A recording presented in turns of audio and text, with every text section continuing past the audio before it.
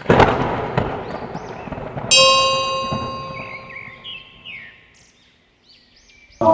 warahmatullahi wabarakatuh. Alhamdulillahilladzi hassana wujuhana walhamdulillahilladzi hassana akhlaqana walhamdulillahilladzi ja'alana min ummati sayyidina Muhammad sallallahu alaihi wasallam. Amma ba'du. قال النبي صلى الله عليه وسلم من كان آخر كلامه لا إله إلا الله دخل الجنة. وقال صلى الله عليه وسلم فيما رواه البخاري إن الله حرم على النار أن تمس من قال لا إله إلا الله من قلبه أو نفسه أو كما قال صلى الله عليه وسلم.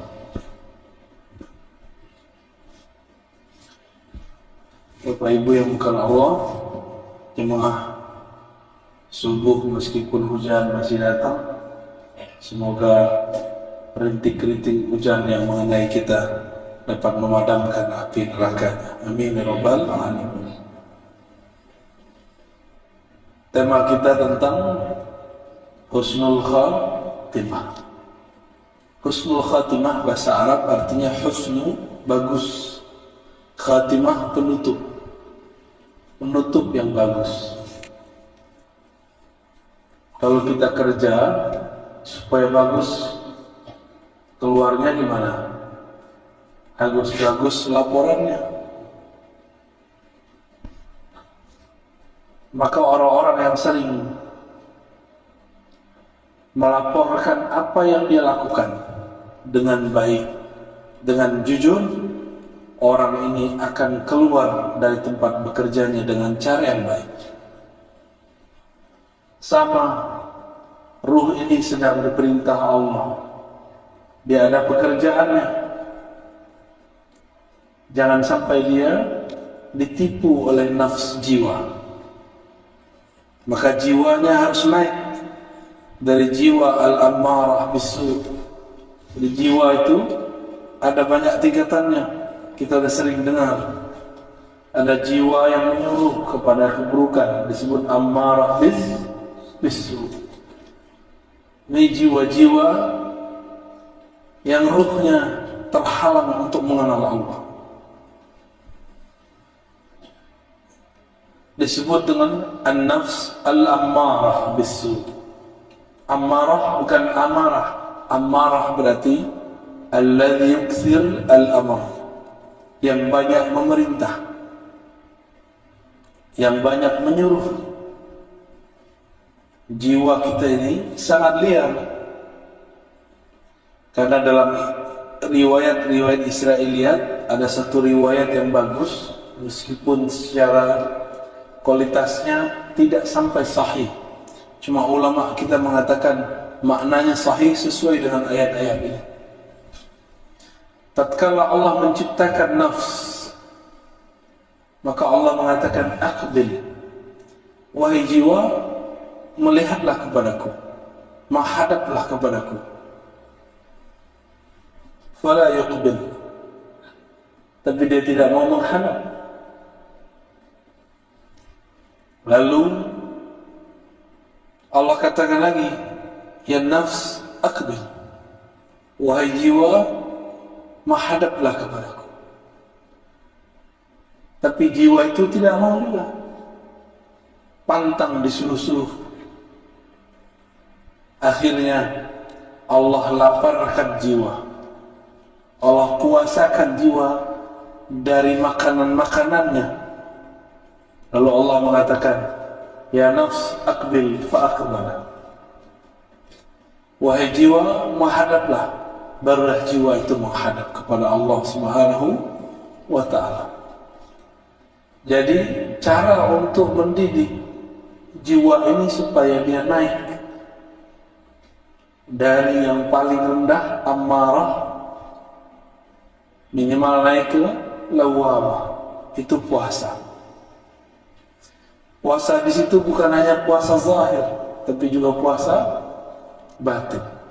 Nafsu itu ada penyakit di dalamnya, sombong. Puasa dari kesombongan. Nafsu itu pengen didengar selalu, tidak mau mendengar orang. Nafsu itu pengennya ditaati, tapi tidak mau mentaati.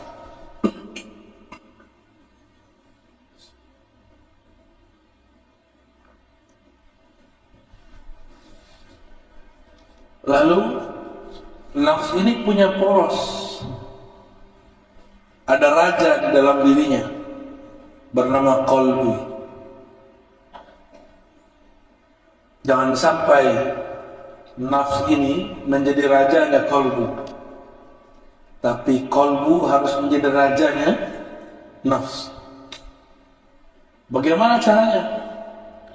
Karena qalbu ini tempat Allah memandang, maka lakukanlah seperti Allah pernah dulu melakukannya.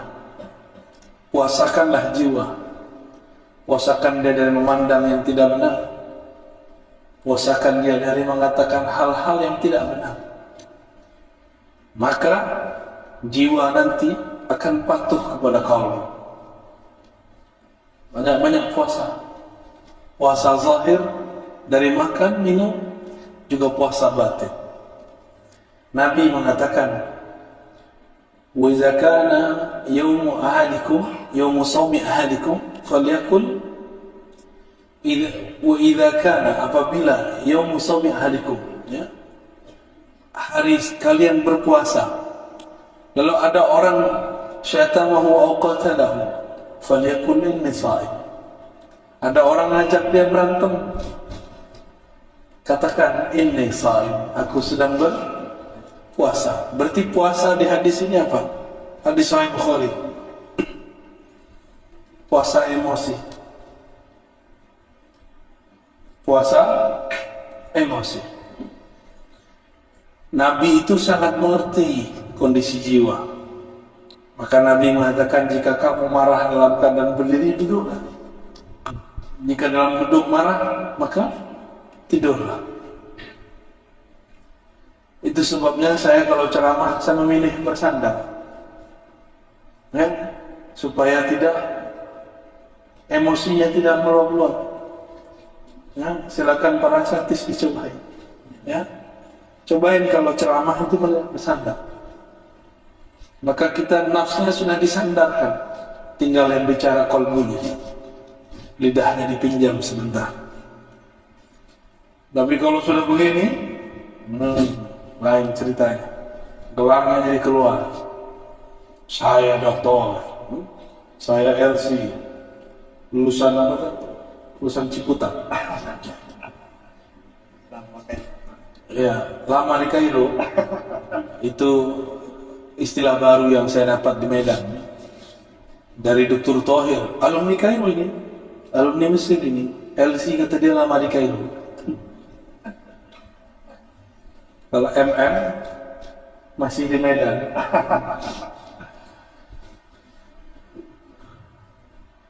Jadi si jiwa ini harus dikuasakan, terus nanti dia naik ke lawamah.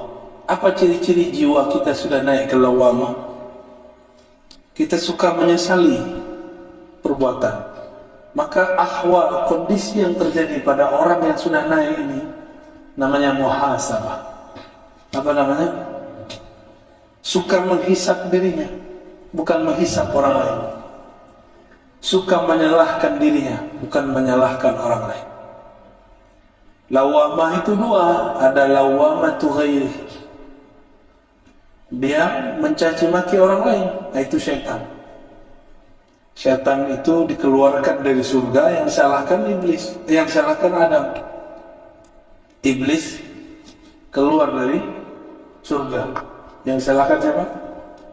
Nabi Adam. Nah justru dia diusir karena dia tidak patuh kepada Allah. Ketika Nabi Adam pun juga diusir dari surga, beliau salahkan siapa? Dirinya sendiri. Ini beda Bani Adam yang ruhnya hidup dengan Bani Syayatin. Bani Syayatin ini bisa manusia, kan ada syayatinul jinni wal ins, keturunan atau pengikut syaitan. Apa aja disalahkan orang, gak pernah menyalahkan diri. Ini banyak ustaz sekarang gitu. Banyak dai sekarang menyalahkan orang di luar, menyalahkan kelompok di luar. Gunung Semeru meletus, yang dia salahkan orang Semeru. Orang Semeru itu gak ibadah itu, banyak maksiat tuh. Jangan begitulah. Kalau Anda tidak sanggup membantu mereka, jangan sakiti hati mereka.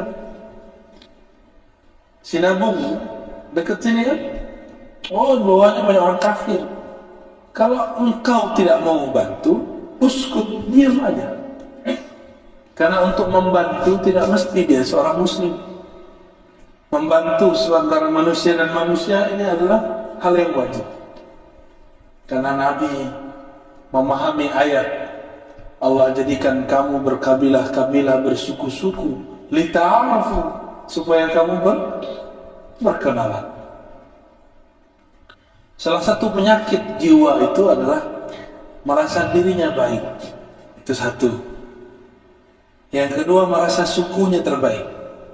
Hati, ya. Kita ini nggak tahu sebenarnya suku orang Medan ini banyak, ya.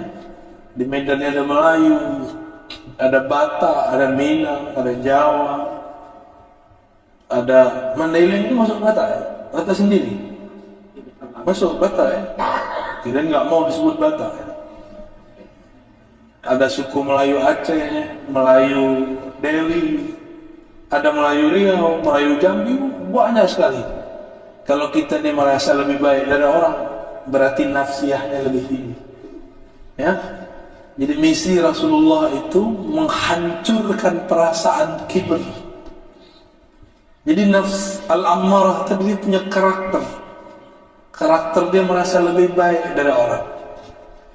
Jadi kalau kita duduk di sini merasa lebih baik dari yang di samping, berarti nafs amarahnya masih aktif. Harus dikuasakan, harus dihantam dengan puasa.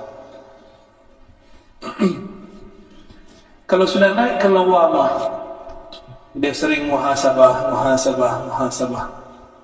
Hasibu qablaan muhasab, mutu qablaan tamutu. Hisablah dirimu sebelum kamu dihisab. Matikan dirimu sebelum kamu mati. Maksudnya bayangkan kalau kita mati, apa yang akan kita bawa? Pertanyaan di alam kubur tidak aneh-aneh. Cuma man rabbuka, man nabiyuka, siapa Rabbmu? Tidak ditanya pernah bangun masjid, nggak ditanya. Nggak ditanya hafalannya berapa. Nggak ditanya tahajudnya banyak atau tidak. Yang ditanya siapa Rabbmu? Kamu tahajud untuk siapa? Kamu bangun masjid karena siapa? Kamu sekolah karena siapa? Kamu ngajar, kamu belajar untuk siapa? Untuk debat. Berarti kamu bukan bagian dari ahlullah. Jika ini muhasabahnya sudah rutin, nah inilah thariqahnya Imam Al-Harith Al-Muhasibi, Imam Salafus Saleh. Ya, Imam apa? Salafus Saleh. Jadi semenjak zaman Salafus Saleh sudah ada imam yang mengajarkan thariqah muhasabah. Imam Al-Muhasibi mengajarkan murid-muridnya sebelum tidur, ingatlah semua aktivitas kita sebelum tidur. Mulai dari bangun sampai mau tidur lagi. Jika ada tergores di hati, minta ampun kepada Allah. Jika ada kebencian masuk ke hati, minta kepada Allah supaya dicabut. Jika ada dendam di hati, emosi, minta kepada Allah supaya Allah menenteramkan qalbi. Itulah amalan Imam Al-Harith Al-Muhasibi. Ternyata beliau ini mengamalkan amalan sahabat yang dulu Sayyidina Abdullah bin Umar penasaran kepada dia. Dilihat-lihat ternyata tahajudnya sedikit, sedekahnya tidak banyak, baca Qurannya juga standar.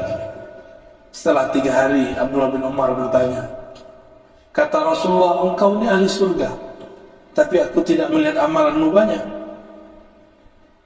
Lalu Abdullah bin Umar bertanya, apa masya'nuka? Amalan kamu apa gerangan? Dijawab oleh sahabat ini, disembunyikan namanya. Tidaklah aku mengambil tempat tidurku kecuali aku membuang semua kebencian, semua goresan, semua dendam dari kolbuku. Jadi dia tidur nggak bawa dendam, dia tidur tidak bawa kesombongan, dia tidur dalam kerendahan hati, kehinaan jiwa. Disitulah dia kemudian minta ampun kepada Allah. Baru dia mengatakan, Bismikallahumma ahya wa amut. Ya Allah, dengan namamu yang maha agung, aku hidup dan aku minta ditidurkan. Kalau ini sudah rutin naik ke nafs al-mulhamah. Mulhamah ini, orang sudah mulai berdialog dengan jiwanya, dengan kolbunya. Nabi pernah bersabda, istafti qalbak. Bangunlah dialog dirimu dengan dirimu. Istafti qalbak, hadis Tirmizi. Kita mau ngapa-ngapain, sholat dulu, sholat istikharah. Tanya kepada Allah, tanya ke dalam diri. Karena Allah berbicara ke dalam diri kita. Ini istikharahnya cuma mau nikah ya. Mau kerja nggak istikharah? Mau berguru nggak istikharah? Lebih penting menikah atau berguru? Lebih penting menikah atau berguru? Berguru. Menikah bisa cerai, berguru tidak boleh cerai. Sampai kiamat pun kalau bisa tidak bercerai. Tapi kalau nikah, nggak cerai hidup, cerai mati. Iddahnya 4 bulan 10 hari. Benar. Tapi cerai dengan guru, iddahnya sepanjang masa. Bahaya nggak? Ya? Maka berguru harus istikharah. Istikharah itu artinya istikharah, meminta agar Allah memilihkan. Allah makhtarli wa la tukhayyirli. Ya Allah, pilihkan untukku, jangan engkau membiarkan aku memilih untuk diriku sendiri. Sudah beristikharah mau cari guru? Belum? Kalau sama istri bisa tengkar, sama guru nggak boleh tengkar. Ya, sama pasangan bolehlah kita ngambek sebentar, sama guru ngambek sebentar, itu murid durhaka, berbahaya. Ya, istikharah. Nah, mulai bangun komunikasi dengan kolbu. Saya istikharah setiap kali mau ngajar. Jadi kalau tambah sering ngajar, saya tambah sering istikharah. Saya tanya, ya Allah, apa yang saya mau ajarkan? Tolong gerakkan lidah ini, pancarkan dari kolbu kami nur. Hanya engkaulah yang mampu berbicara. Hanya engkaulah yang menggerakkan kolbu. Di situ saya baru baca assalamualaikum. Jadi nol dulu kita, baru kita bicara. Ya, nah itu coba amalkan. Sebelum tidur, kesal sama pasangan, marah sama anak, tidak baikan dengan tetangga, bermusuhan, iri dengki dengan teman bekerja, dibuang semua. Jika pernah kita menyakiti mereka, mintakan ampun kepada Allah, kirim Fatihah untuk mereka, katakan, ya Rabb, tumbuhkan ridha dalam kalbu orang yang musuhiku, dan jadikan aku orang yang fi qalbi salamah, di dalam kalbuku ada salamah, keterbebasan daripada penyakit-penyakit kalbu. Suatu kali Nabi Muhammad SAW mengatakan, Allahumma inni a'udzubika min an uradda ila ardhil umr wa a'udzubika wa as'aluka salamata sadr wa a'udzubika min su'is sadr. Hadis ini ada di Bukhari, ada di Muslim, ada yang terpisah, ada yang digabung. Nabi SAW mengatakan, ya Allah, aku berlindung kepada Engkau dikembalikan kepada masa yang hina sebelum kami meninggal. Ya, boleh pakai bahasa Indonesia ya, kalau nggak hafal bahasa Arabnya. An uradda ila ardhalil umur, dikembalikan kepada keadaan umur yang hina. Anak kecil tidak bisa apa-apa, ngapain saja harus dibimbing, harus dibantu. Maka dikembalikan masa seperti itu disebut arzalil umur. Kalau ada di antara keluarga kita sudah begitu, maka katakan, ya Allah, ikhtim lana bihusnil khatimah. Keadaan ini sudah takdir Engkau, kami ridha ya Allah, tapi tetapkanlah kami dalam husnul khatimah. Kembali ke hadis tadi. Hadis ini berkaitan dengan surah Yasin. Wa man nu'ammirhu nunaqqishu fil khalq. Siapa yang kami panjangkan umurnya, kami kembalikan dia seperti semula jadi. Dulu tidak bisa bicara, sekarang susah bicara. Tidak bisa jalan, sekarang tak bisa jalan. Maka jangan minta panjang umur, minta saja al-afwa wal-afiyah. Sahabat nanya kepada Rasulullah, wahai Rasulullah, tolong berikan aku amalan doa. Hadis Ibnu Majah. Apa kata Nabi? Kul Allahumma inni as'aluka al-afwa wal-afiyah fid dunya wal akhirah. Ya Rabb, berilah aku afwa, maaf, wal afiyah, keselamatan di dunia dan di akhirat. Dunia badannya sehat, di akhirat husnul khatimah. Udah seminggu, sepekan dia datang lagi kepada Rasulullah, tanya, wahai Rasulullah, ajarkan aku. Diajarkan doa yang sama. Udah seminggu lagi, datang lagi kepada Rasulullah, Nabi masih mengajarkan yang sama. Lalu sahabat ini protes, wahai Rasulullah, emang gak ada doa lain? Ini murid ini kadang nafsu, pengen wiridan banyak, pengen dapat talqin zikir, pengen dapat ijazah. Nafsu, zikir kok pakai nafsu, zikir. Akhirnya Nabi mengatakan, wahai sahabatku, adakah yang lebih sempurna daripada afwa dan afiyah? Bukankah afwa mencakup seluruh urusan duniamu, afiyah mencakup semua urusan akhiratnya? Orang tuh mikir, jadi orang Arab aja kadang gak paham. Selevel sahabat Nabi masih bertanya, apalagi kita. Orang-orang yang sudah sampai di level ini, dia mulai tahu penawar ketenangan kolbunya. Apa yang membuat kolbu gelisah? Kolbu ini kan diartikan qalb, sesuatu yang bergerak. Dia hanya bisa bergerak dengan tenang jika dia menyebut nama yang menggerakkan kolbunya. Siapa yang menggerakkan kita?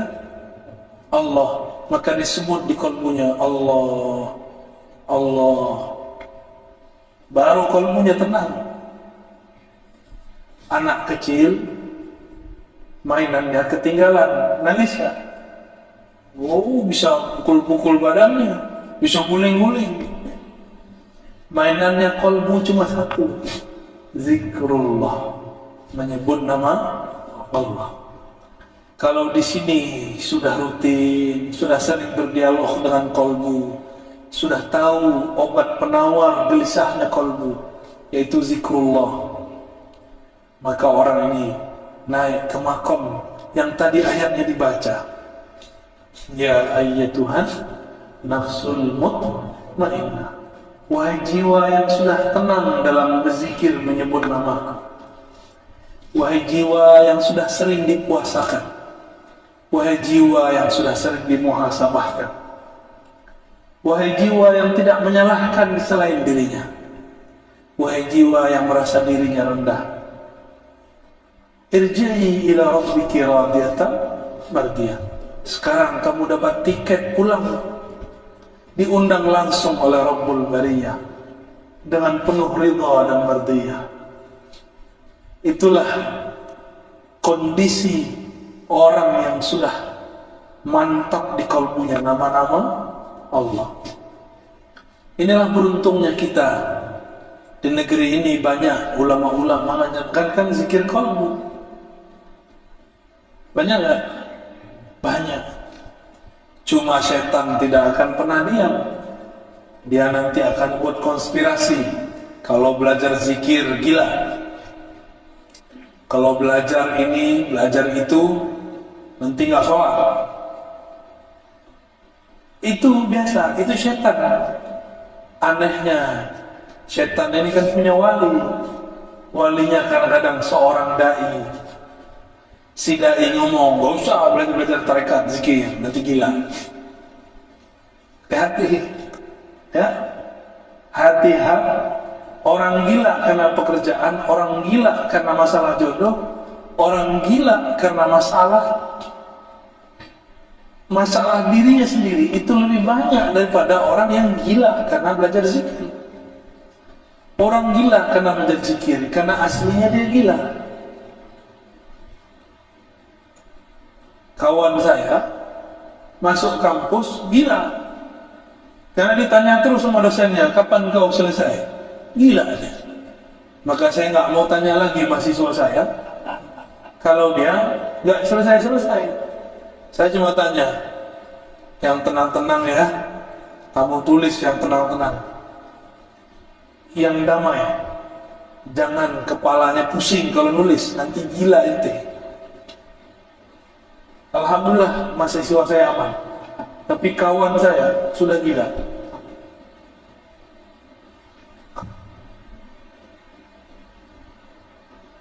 Wah, udaranya sendu sekali ya. Seperti suara saya. Sebenarnya saya nggak enak badan, tapi karena janji harus ditepati, saya minta kepada Allah, ya Allah, berikan saya kekuatan. Tapi nanti Jumat saya nggak kuat lagi, maka cuma 2 ini, pagi ini dan waktu duha, insya Allah. Jadi kalau mau husnul khatimah, apa yang dilakukan? Jangan salahkan orang lain. Sering puasa, salahkan diri. Yang kedua, sering-sering muhasabah. Yang ketiga, sering ajak diri kita berdialog. Lalu belajar zikirlah kepada ahli zikir. Kalau sudah begitu, nanti dapat undangan. Jadi husnul khatimah itu undangan dari Allah. Irji'i ila rabbiki radiyatan, berarti Allah yang undang. Maka saya tutup dengan hadis Nabi. Nabi mengatakan, man kana akhiru kamalihi la ilaha illallah, siapa yang akhir kalamnya la ilaha illallah, dakhalal jannah, pasti masuk surga. Ada anak muda nanya, tamatan lama di Kairo, LT juga. Apa kata dia? Buya, Nabi sebelum meninggal enggak baca la ilaha illallah, baca ummati. Itu husnul khotimah, husnul khotimah. Biasa. Itu yang nanya setan apa dia? Tapi bagus. Bagus itu pertanyaan. Kira-kira gimana Pak? Nabi sebelum meninggal enggak baca la ilaha illallah, baca apa? Ummati. As-salah, as-salah. Ittaqun nas, ittaqullah fi nisa, ittaqullah fi salat. Itu apa? Itu cara menjaga la ilaha illallah. Nabi itu, dia dan Allah sangat dekat.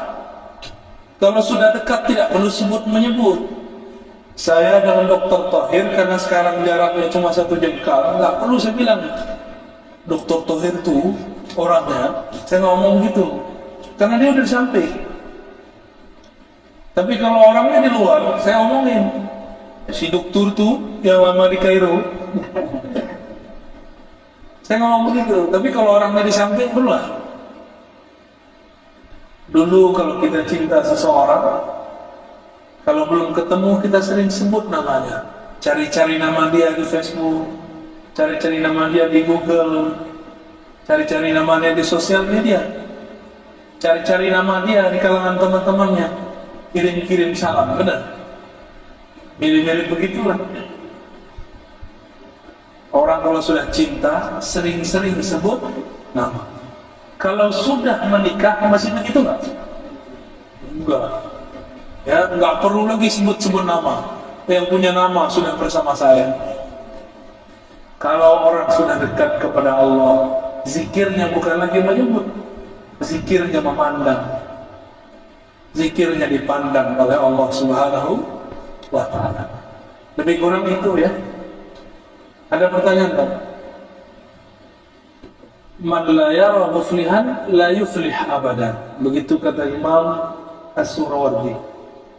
Siapa yang tidak punya contoh orang baik tidak akan pernah baik. Siapa yang tidak pernah melihat orang sukses tidak akan pernah belajar kesuksesan. Siapa yang tidak bermursyid, maka lisan, qalbu dan ruhnya tidak akan sejalan. Maka carilah mursyid.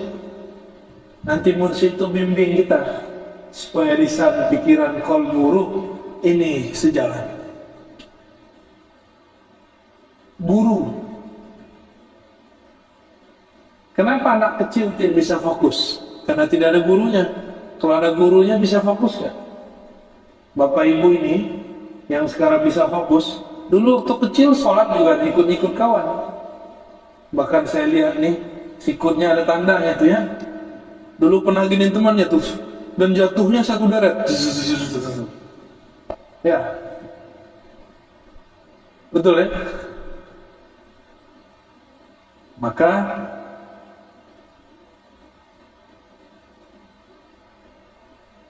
apabila kita hendak menyelaraskan zahir dengan batin, carilah guru yang mengerti zahir dan batin. Kalau ingin sesuai zahir dan batin, jangan berguru hanya kepada ahli fikih.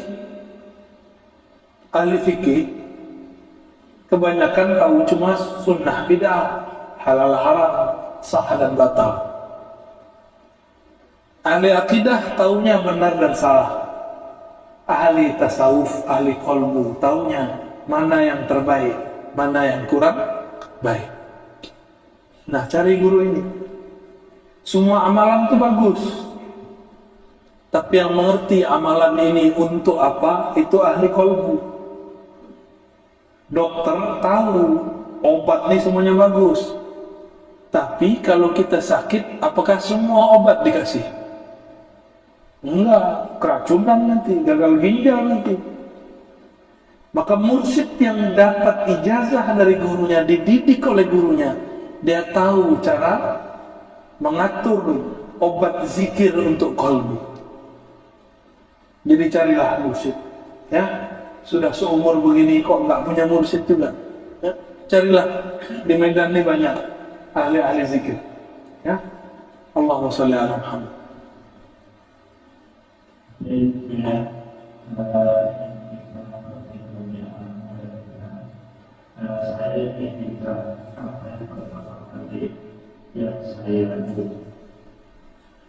Mau hijrah, ingat-ingat kalam Sayyidina Ibrahim, inni muhajirun ila Rabbi. Aku hijrah kepada Allah, bukan hijrah ke NU, Muhammadiyah, Salafi, Jemaah Tabligh, bukan. Gak ada hijrah begitu, itu bid'ah itu. Hijrah itu kepada Allah. Faman kana hijratuhu ila Allah wa rasulih. Hadis sahih Bukhari Muslim. Siapa yang hijrahnya kepada Allah, kepada Rasulullah, fa hijratuhu ila ma hajara, fa hijratuhu ila Allah wa rasulih. Maka Allah sampaikan dia kepada niatnya. Jadi berhijrah itu bukan bercelana jingkrang. Berhijrah itu bukan berarti tadi tidak berjenggot, sekarang berjenggot. Berhijrah itu tadi kolbunya ditawan oleh dunia, sekarang kolbunya dipenuhi nama pemilik dunia, Allah Subhanahu wa Ta'ala. Itu hijrah. Maka hijrahmu adalah gurumu. Ini pentingnya berguru. Kamu berhijrah tergantung gurumu. Jika gurumu hijrahnya benar, pasti hijrahmu benar. Maka hati-hati dalam berhijrah. Jangan gagal fokus, nanti hijrah urusan celana. Hijrah urusan yasinan, tahlilan. Itu bukan hijrah, itu namanya khilafiyah. Ya, tahu khilafiyah? Sesuatu yang diperdebatkan ulama. Jadi yang pertama harus lakukan, niatkan hijrah, berpindah dari kegelapan kepada cahaya Allah. Dan Imam Al-Qushairi mengatakan dalam Ar-Risalah Qushairiyah, orang yang hendak beruzlah, berhijrah, hendaklah dia memandang dirinya lah yang merusak orang. Ketika dia berhijrah, beruzlah, dia tidak memandang orang lain itu merusak dia, tapi dialah yang merusak orang lain. Maka dia berhijrah, beruzlah, karena dia mengatakan, ya Rabb, maafkan aku, adanya aku pada mereka membuat mereka rusak. Itulah yang disebut mutawadhi. Ini hijrahnya benar, nggak nyalahin. Ada yang musisi hijrah, yang dia salahkan musik. Lah apa bedanya ente dengan iblis? Iblis itu nyalahin Nabi Adam. Lebih parah nih musik yang disalahin. Hijrah aja. Musik kalau nggak dipetik juga nggak bunyi, nggak diketuk juga nggak ada suaranya. Berarti masalah musik itu masalah siapa? Masalah dia. Itu musik kalau bisa bicara dia protes kepada Allah Subhanahu wa Ta'ala. Ada orang hijrah, tengkar dengan suaminya, tengkar dengan istrinya, dan itu bukan hanya di Indonesia, itu ada di Mesir, ya. Syekh Said Mamduh, ya. Antum zurtum, ya? La, ma tazur. Syekh Said Mamduh ahli hadis di Mesir, murid Syekh Yasin, murid Sidi Al-Ghumari, itu menulis kitab tentang Ahkamul Qubur. Di muqaddimahnya dicerita, cuma karena satunya salah hijrah, si istri minta ditalak, lalu siap dipoligami. Masalah poligami, masalah lain. Si istri kerja di satu tempat, suaminya kerja di bank. Apa kata dia? Kau ni pezina, sama dengan menzinai ibumu 70 kali. Maka dia minta cerai. Dan itu tidak satu dua orang, sudah banyak orang. Di Mesir Syekh Said Mamduh cerita, di kalangan kita juga banyak sekali, ya. Ternyata perempuan ini kalau salah hijrah lebih galak dari laki-laki. Ya, hati-hati hijrahnya ya, ibu-ibu ya. Ada yang perempuan, jangan salah berguru. Hijrah karena Allah. Jika hijrahnya karena Allah, maka kita akan dibimbing. Walaupun nyerempet sesat dikit, nanti Allah selamatkan. Saya juga dulu hijrah. Kata saya, tentang hijrah dulu, celana saya jingkrangkan, jenggot saya panjangkan. Saya katakan, aku anak hijrah, aku ikhwan. Ya iyalah, kamu bukan akhwat. Salah paham. Anak hijrah itu mabit malam minggu, nggak mesti. Hijrah itu berpindahnya kalbunya dari kiblat dunia, lalu berkiblat kepada pemilik dunia. Nanti masalah celana tergantung kamu celana jingkrang karena Allah atau karena kamu mengaku ikut aliran tertentu. Kamu panjangkan jenggot karena kamu merasa kamu aswaja, Ahlus Sunnah, karena kamu merasa dirimu salafi, jemaah tabligh, NU, Muhammadiyah, Wasliyah, atau karena engkau ingin ikut kekasih Allah. Beda tipis. Kalau benar-benar mau ikut kekasih Allah, kita pakai sarban tiap hari. Ya? Kita nggak pakai celana, Pak. Celana itu bid'ah itu. Rasulullah la yalbas as-sarawil abadan. Nggak pernah pakai celana sama sekali, kecuali di dalam sarungnya. Ya, jadi niatnya harus diluruskan, lalu cari guru yang sanadnya bersambung kepada Rasulullah. Nanti lewat sanad silsilah guru itu kita dihubungkan dengan Rasulullah sallallahu alaihi wasallam. Fa hijratuhu ilallah wa rasulih. Hijrahnya disampaikan, diusulkan kepada Allah dan Rasulnya. Amin ya rabbal alamin. Sebenarnya nggak sholat tarawih nggak apa-apa juga ya. Yang penting sholat isya ya. Yang hampir wajib itu sholat witir. Tapi kalau mau debat-debat, tidak ketemu kita. Sahabat Nabi meriwayatkan dari Nabi sholat tarawih 11. Yang ada riwayat Sayyidatuna Aisyah, Maimunah, Ummu Salamah, Nabi sholat witir 11. Jadi 11 itu bukan sholat tarawih, tapi sholat witir. Tapi karena umat ini menguasai ustadz, umat diikuti ustadz, bukan ustadz diikuti umat. Pengurus masjid kurang ada. Apa kata pengurus masjid? Oh jamaah, ustadz di samping dia. Kita pilih 11 atau 20. Jamaah bilang apa? 11 pemaleh ya, pemalas. Kasulun. Kalau tanya ke ustaz gimana? Kalau tanya ke ustaz, jawabannya 3 tadi. Tarawih itu tidak wajib. 1. Yang kedua, para sahabat kalau sholat tarawih pasti 20. Riwayatnya sampai sekarang terbukti secara fi'liyah, secara perbuatan masih dilakukan secara mutawatir. Mutawatir ini dilakukan banyak, lebih dari 10 orang setiap masa, setiap puasa. Mekah, Madinah, sampai hari ini masih 20. Itu amalan Sayyidina Umar, Sayyidina Ubay, Sayyidina Ali. Di masa Imam Malik, Madinah ditambahkan 36. Tapi sekarang balik lagi menjadi 20. Jadi nggak ada debat 11. 11 itu hadisnya apa? Fi Ramadan wa fi ghairihi. Hadis Imam Bukhari Muslim. Dalam Ramadan dan selain Ramadan, Nabi tidak pernah sholat melebihi 11 rakaat. Itu sholat tarawih. Sholat apa?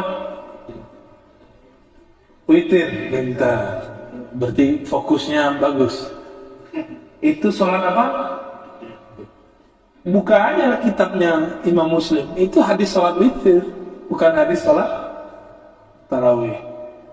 Katanya ikut Sahih Bukhari, katanya ikut Sahih Muslim, nggak mau ikut Imam Syafi'i, apa-apa, buka kitabnya. Ya? Di situ babnya sholatul witir atau sholatul lail. Kalau di bulan puasa ada tarawih, ada witir.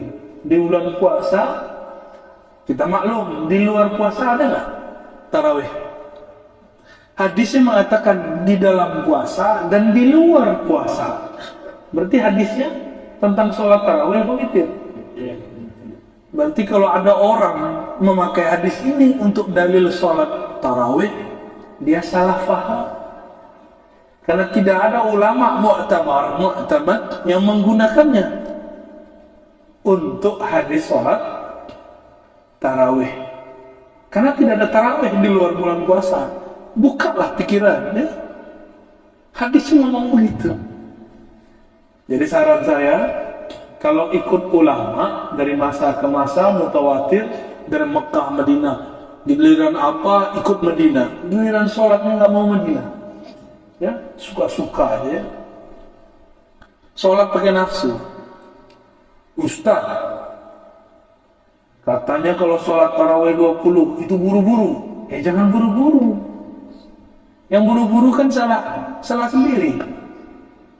Oh, lebih baik 11 tapi pelan-pelan. Enggak begitu, lebih baik 11 tapi tenang. Ya. 11 tapi tenang. Kenapa enggak perlu panjang-panjang? Karena Nabi mengatakan, "Idza kana ahadukum ya'ummu 'alan nas", ya. jika seseorang kamu mengimami manusia, falyukhaffif, maka ringankan. Ulama kita kemudian rumuskan ringan itu pakai alhaakumut takatsur, ya nggak? Alhaakumut takatsur apa? Semoga cepat datang ke kasur, gitu ya. Saya mau tanya, pengurus masjid ikut umat jamaah atau ikut ustadz? Ikut ulama atau ikut jamaah? Yang benar ikut siapa? Kalau kita mau beramal, apa kata jamaah atau apa kata ulama? Lu saya punya ulama sendiri, kan kita sudah jelaskan, itu keliru. Yang menggunakan dalil 11 rakaat. Tapi kalau saya sholat 10 rakaat niat tarawih boleh nggak? Boleh juga, cuma nggak mengikuti salafus soleh. Salafus soleh kalau mereka sholat tarawih ya 20, giliran banyak aja nggak mau ikut salafus soleh, ya? Salafnya nggak tahu salaf yang mana, ya. Jadi yang benar-benar ikut salaf itu ya orang yang sholat tarawih 20, ya. Pelajari modelnya, ya. Setiap 4 rakaat itu kan diisi sholawat, ya. Supaya yastarih, daripada diam-diam nggak jelas buka-buka handphone, mending sholawat. Udah 4 rakaat lagi sholawat lagi, udah 4 rakaat lagi sholawat lagi, begitulah terus. Itu indah, ya, mengikuti sunnah Rasulullah Shallallahu Alaihi Wasallam, ya. Ada kuntilanak. Ruh gentayangan itu makna sahihnya bukan jadi hantu. Yang jadi hantu itu jin atau korin, mirip dengan orang yang meninggal. Korinnya namanya. Korin ini cuma 2 korin yang diislamkan, korin Nabi sama korin Imam Mahdi. Dan hanya Imam Mahdi dan Nabi Muhammad yang bisa membereskan itu semua. Atau Al-Ghaus, wali-wali yang sampai puncak, itu bisa mengislamkan korin. Makanya jika ada datang muncul sosok Syekh Abdul Qadir, Syekh Naqsyabandi, Syekh Idrisi, itu belum tentu beliau. Siapa tahu korinnya, kan korin dia belum Islam, ya. Korinnya bisa jadi banyak. Ada yang Islam murtad lagi, ada juga. Dia dikuasai oleh setan. Maka si korin ini akan menyesatkan orang yang halu, yang suka mengikuti khayalan.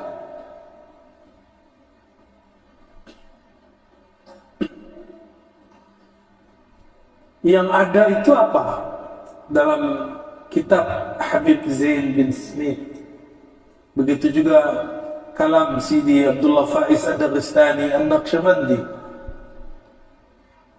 mereka sepakat mengatakan siapa yang tidak sempurna suluknya, ma'rifatnya di dunia, maka dia akan mencari guru menyempurnakannya di alam kubur.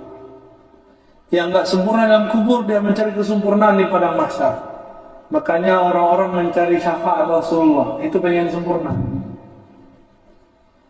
Mumpung badan masih ada hayatnya, cari guru ma'rifat sebelum terjadi nyawa merenggang dari badan, ya. Nah, roh ini berpindah-pindah dia cari. Kadang dia datang ke orang tertentu. Kalau orang yang bukan wali Allah, dia datang ke mimpinya.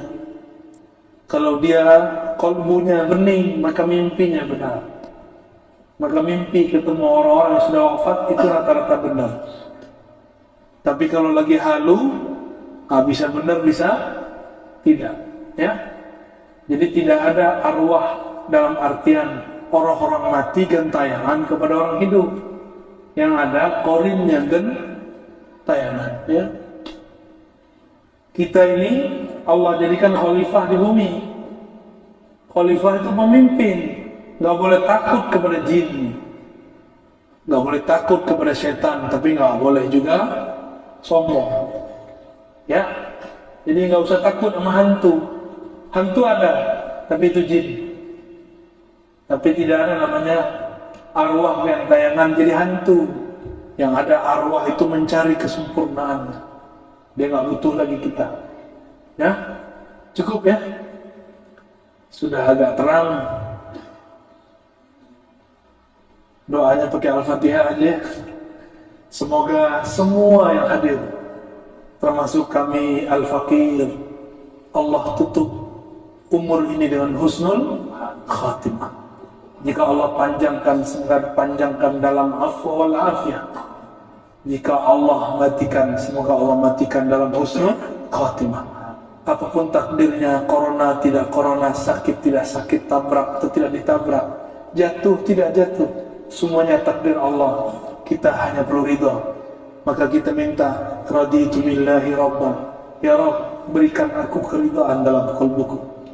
Ala hazinna wa likulli niyatin salihah wal ghayat al-Fatihah.